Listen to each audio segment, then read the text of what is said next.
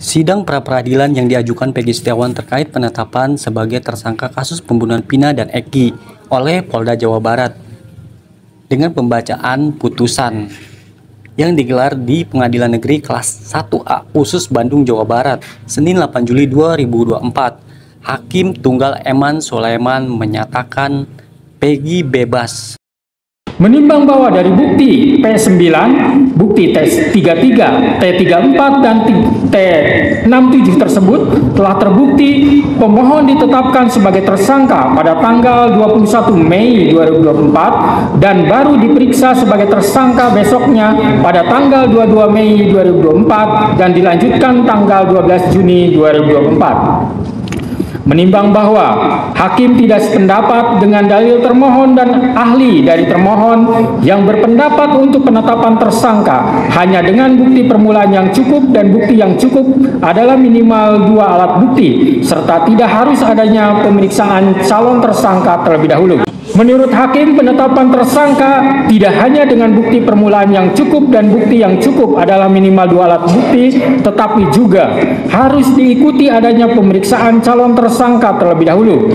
Karena hal tersebut sudah jelas dan tegas termaktub dalam putusan Mahkamah Konstitusi nomor 21/PUU 12 Romawi /2014 tertanggal 16 Maret 2015 telah memberikan syarat tambahan bahwa selain 2 alat bukti harus dilakukan pemeriksaan terhadap calon tersangka terlebih dahulu, di mana dalam pertimbangannya Mahkamah Konstitusi menyebutkan bahwa agar memenuhi asas kepastian hukum yang adil sebagaimana ditetapkan dalam pasal 28D ayat 1 Undang-Undang Dasar 1945 serta memenuhi asas lex serta dan asas lex stricta dalam hukum pidana, maka prasa bukti permulaan yang cukup dan bukti yang cukup sebagaimana ditentukan dalam pasal 1 angka 14, pasal 17 dan pasal 21 ayat 1 KUHP harus ditafsirkan sekurang-kurangnya 2 alat bukti yang termuat dalam pasal 184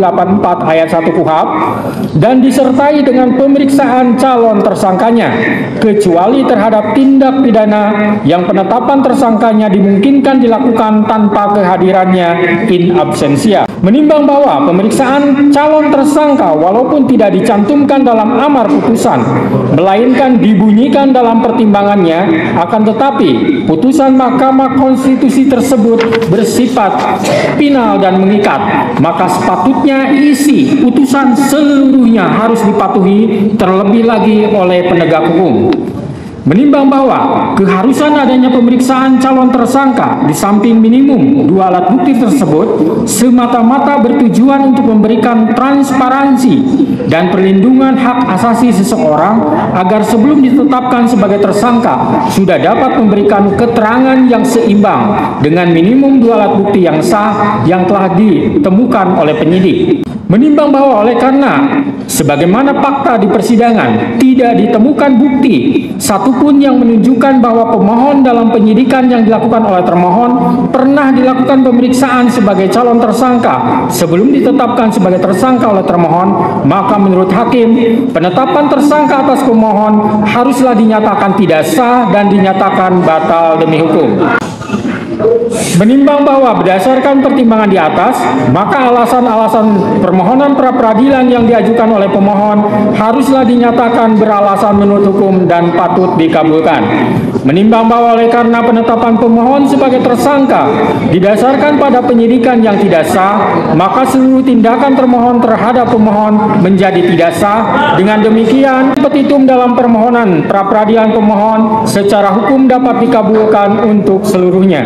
Menimbang bahwa oleh karena permohonan pra-peradilan pemohon telah dinyatakan dikabulkan untuk seluruhnya, maka biaya yang timbul dalam perkara ini dibebankan kepada negara. Memperhatikan Undang-Undang Nomor 8 Tahun 1981, Putusan Mahkamah Konstitusi Nomor 21/PUU 12 Romawi /2014 serta peraturan lain yang bersangkutan, mengadili 1. Mengabulkan permohonan pra-peradilan pemohon untuk seluruhnya.